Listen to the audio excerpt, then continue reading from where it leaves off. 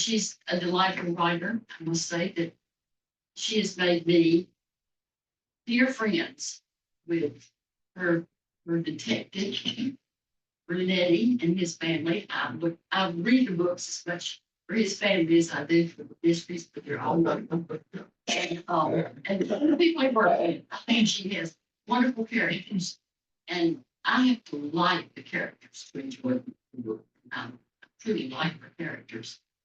And she has lived in Venice decades. Right now. But she has lived really exciting. And I'm going to read, well, first I'm going to read what the dust jacket says about her because it gets a little bit about her. I'm going to read what she did about herself. Then I'm going to read about her. She was born in 1942. Delaina, could you be a A little louder. Yeah. She was born in 1942. And that means that she is now 82 years old. And she actually wrote this memoir when she was 8. So she was born in 1942. And following a childhood in the company of her New Jersey family, with frequent visits to her grandfather's farm and its beloved animals, and summers spent selling homegrown tomatoes by the roadside, Leon got her first taste of the classic music and opera that would enrich her life. She also developed a yen for adventure.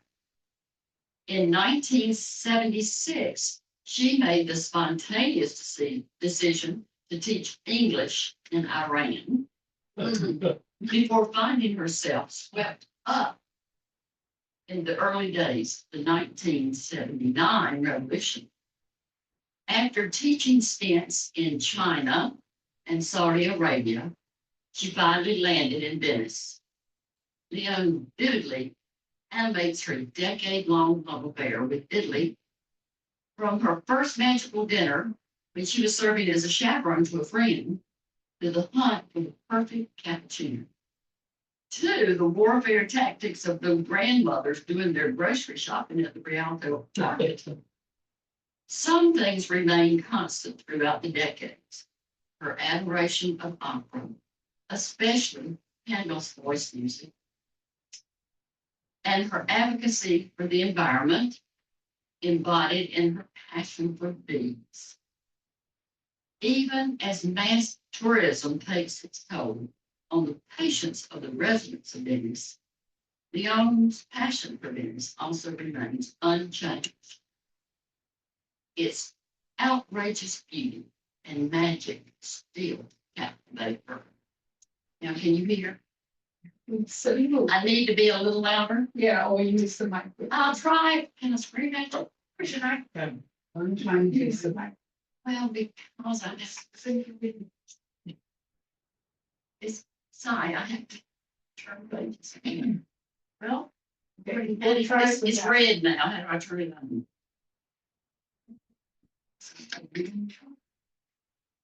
What you You tell like you're disciplined, you tell like you're disciplining your children. Yeah. Well, I was going to say, one of my favorite, I taught school for years, and one of my favorite stories was the kids, I asked kids what they wanted to do when they grew up. And, they want to be firemen and policemen and stuff like that. And this one little girl said, I want to be a teacher. And I said, oh, that's so sweet. Why do you want to be a teacher, Sarah? And she said, I thought it was going to be because, I just love. She said, so I could tell people what to do. Well, I'll just scream. Don't worry about it. I'll scream. All right, this is what Donna says about herself. See, I realize that perhaps I have had and seen many unusual things. I understand these things, I suspect, because I'm reckless and unthinking by nature and have never planned more than the first step in anything I've done. Take the first step, sign the contract, agree to the interview, accept the job, rent the apartment, and then wait to see what can happen. something has to happen, doesn't it? You might not know where you're going, but you have to end up somewhere, don't you?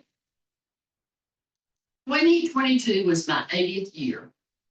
News that surprised even me. For at 80, people are meant to be settled or in the process of settling. Unfortunately, the idea of settling in one place and doing one thing, or worse, not doing anything at all, has no appeal. The orchestra with which I work, the Il Como de Oro, has plans to record Handel's voice music, and that should keep me busy and in vocal paradise for some time. The cast and the recording dates are as set as any dates can be in today's music world. And so I am looking forward to endless pleasure. I shall also have the opportunity to spend more time with Guido Brunetti and his family and his friends and colleagues, and to give him the chance to reveal more about himself, his past, and how he thinks and what he feels. So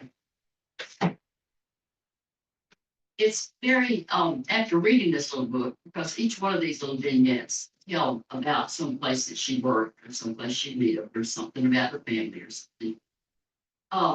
I'm convinced that the most important person in her life was her mother. So I'm going to read you what she has to say about her mother. She wrote a whole little chapter in here about her, but I'm going to start with a couple paragraphs before that comes up in the book, because it kind of sets the tone for what her mother was really like. It is only to other Americans that I dare say that my mother was a lunatic. For only they have heard over the years how the word has softened and no longer refers to a mad person screaming that the day of judgment is at hand. Instead, it can mean, and often does, a person with an unusual sense of humor or a taste for the absurd. It is in this way that I use it in speaking of my mother, a woman who looked at the world, as Emily Dickinson said, slant. My first memories of her, she's laughing. She's taking us to her father's farm where my brother and I would be held up to look in the cow's eyes and sit on top of the big horses that seemed as big as houses.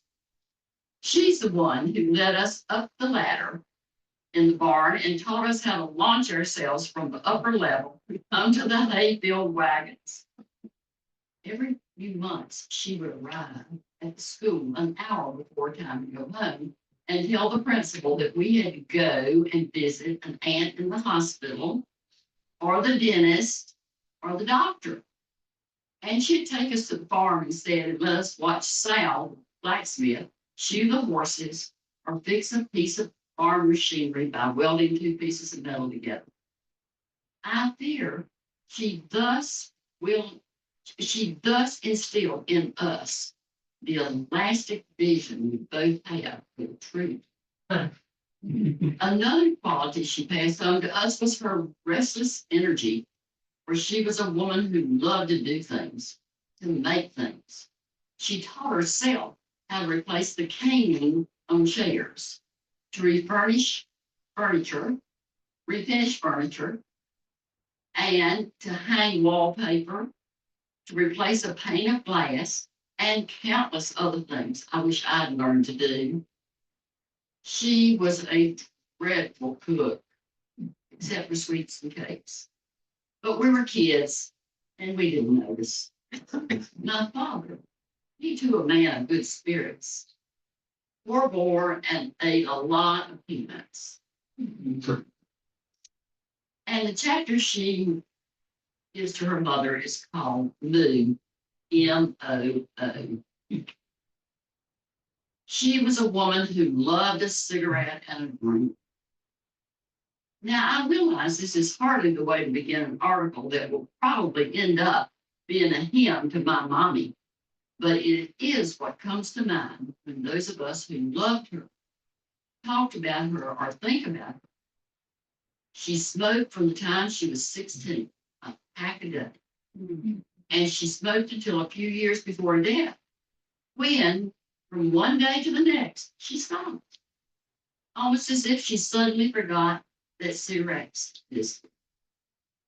As for the drink, remember that she was a woman of her time. She was born in 1960.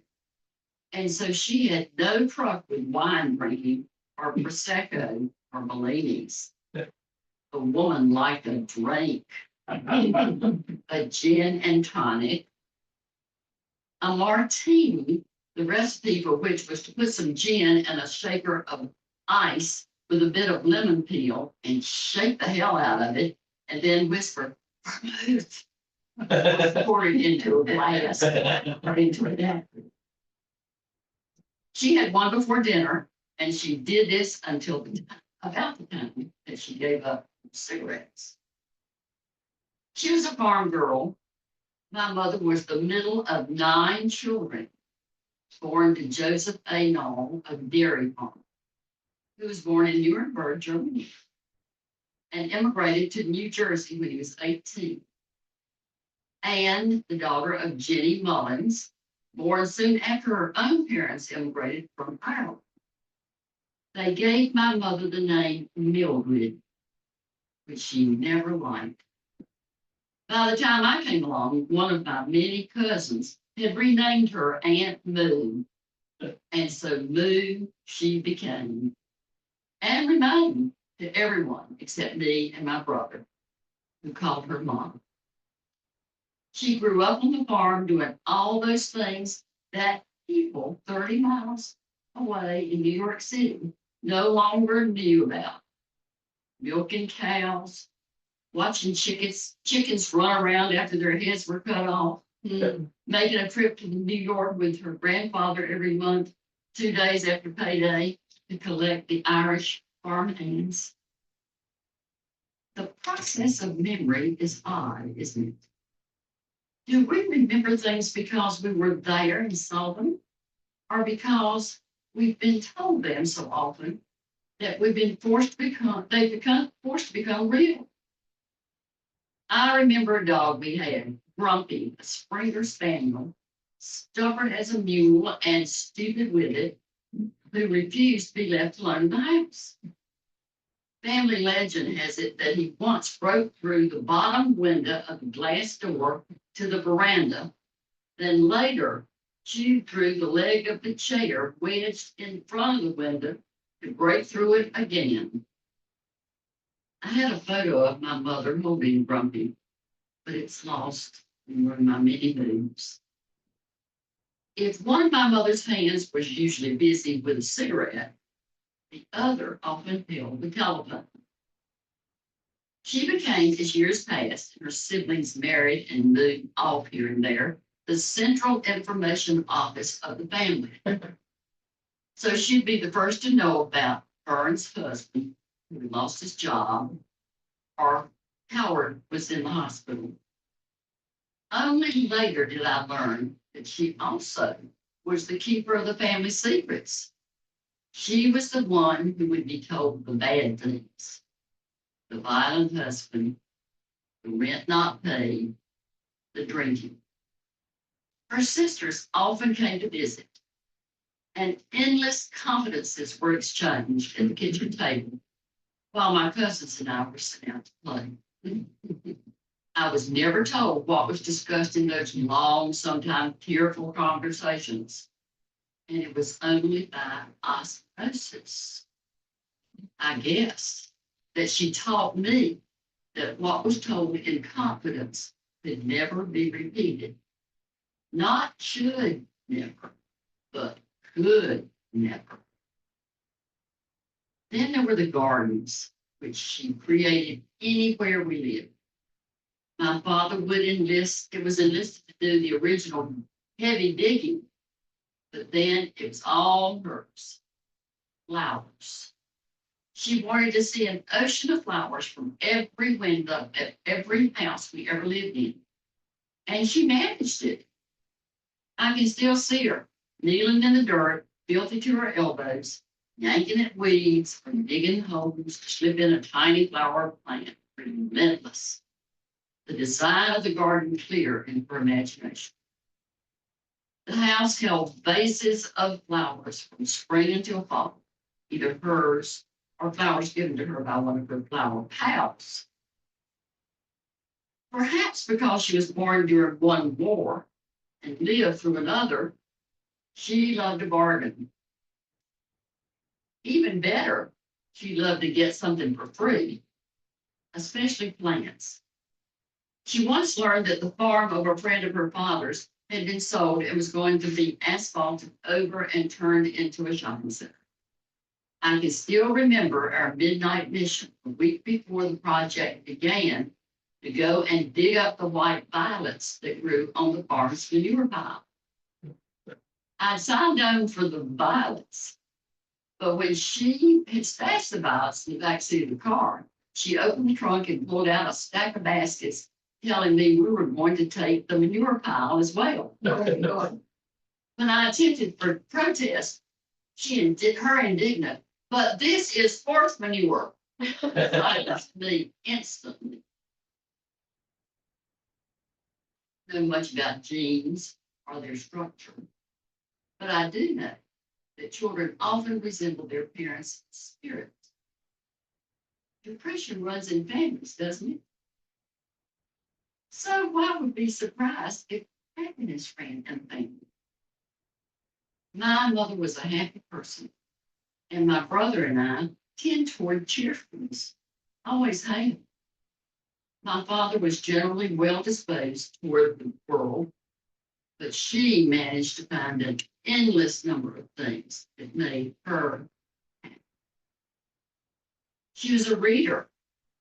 I still remember when I was about 8, finding that I was bored, and she packed me into the car and took me to the library, and I've not been bored since. She read them all. Austen, Dickens, Thackeray, Ross MacDonald, Ruth Rendell, and Fielding. There was no close analysis of the text, no grit. She just loved the stories, and she read for pleasure. I guess my brother and I get most of our total lack of ambition from her. She just wanted to have fun, to go through life, seeing new things, learning about what interested her, going to new places. Because of this, I went through life never having had a real job, never having a pension plan, never settling down in one place or at one job, but having an enormous amount of fun. If this lack of seriousness in her child distressed her, she certainly never gave any sign. She loved a joke, she loved a pun, was happiest when she was making other people laugh. The foibles of mankind were a source of infinite delight to her. She loved a hypocrite, could not resist a fool, treasured the pronouncements of a bore. She was a gifted mimic and spared no one. The next door neighbor came alive in a gesture or a word, and no Sunday sermon that lasted more than 10 minutes would pass unglossed. That my brother and I survived our childhood without developing rickets and beriberi, and without growing to the size, or without growing to the size of baby hippopotamuses, is evidence of divine intervention. Irish mother plus German father equals meat and potatoes, vegetables, and here I must throw a veil of silence over my childhood memories, came from a can or were a frozen rectangle. Perhaps the fruit saved us, for she loved fresh fruit, and the house was always overflowing with apples and peaches and strawberries and bananas. but I never saw a zucchini until I was in my 40s. Garlic? Pasta? Are you kidding? She had the metabolism of a 16-year-old boy and remained thin, but she ate like a shark. Part of that had to do, I suppose, with the fact that unless she was sitting or reading, she was in motion. She played tennis well into her 70s, always walked and moved quickly, as though in a hurry to get to the next thing and to do it. It's the business of mothers to love their kids. We were lucky that she also liked us. And this was a feeling we reciprocated entirely. She was a sweet-tempered woman, never tried to threaten us into doing things or not doing things. That we both ended up pretty shiftless and utterly devoid of a life plan or a higher purpose is her doing. God bless her.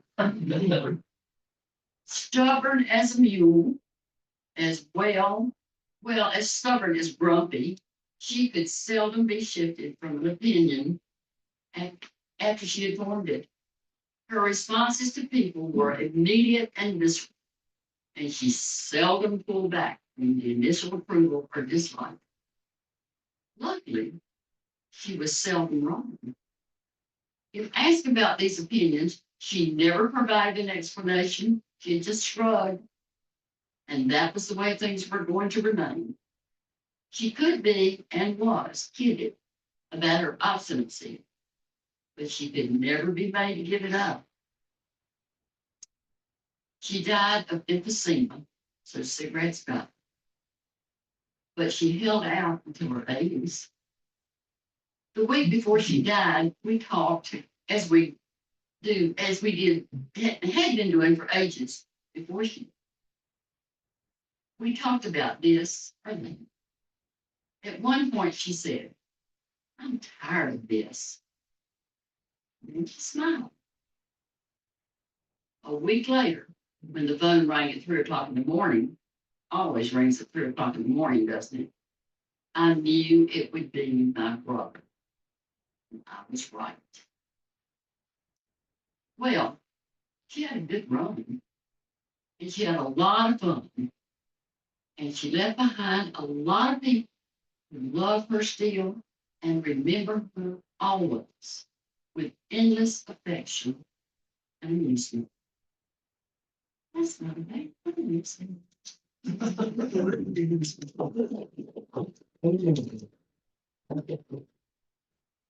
I suggest you. This is a delightful book, and it's such light reading and such fun. And I didn't even take 3 minutes. Yeah. Yeah. And I have this Irish book. Have you read her detective stories? All 33. And so it's Ed and Stuart. We have 20 of the volumes so far. The first one I read, Lois Oliver introduced me to this. Was this the Campus Club? Yeah. History Book Club? And Yeah, I was in it? also read all of Yes, oh, well, you had just read the first one, I think, not the first book that she had written, but the first that you had read, and you gave it to us to read, suggested that, and we read it, and I fell in love with her. Everybody fell in love with her. It was called, Aqua Alta. Yes, Yeah. reading that now. Which was really her 5th book about brunettes. And don't you just love the family? Yes. They're so delightful. I want to go and eat lunch or dinner with them. You know, one of the things that always attracted me, I don't know how many of you have been to them, but I could see the place Right. that you were describing. Yeah. I felt right at home the first time I went to Venice. Yeah, I was there twice, and so, I mean, not after reading the books, but before that, but it's just, It's a wonderful Yeah. experience. And her description of the Italian bureaucracy Oh, yes. and Mr. Pata, her Yeah, sister, Mr. Pond. the way he relates to him is just marvelous. And Signorina electric. Yeah. Oh, yeah. There's nothing she can't do. And she really, this last book was kind of about that, about corruption and stuff. Hmm. So anyway, she's written more than 40 books, but and 33 of them Yeah. Set them. set in Venice with her You're wonderful, ready. with her wonderful friends. You know, Renee and Several years ago, I took an OLLI class, which was addressing the mystery genre as a real literary form. And the idea was to travel around the world with various mystery settings. And Donna Leon, of course, was one of the popular ones. And I learned from that experience that when I was traveling anywhere, I needed to get a mystery for the airplane headed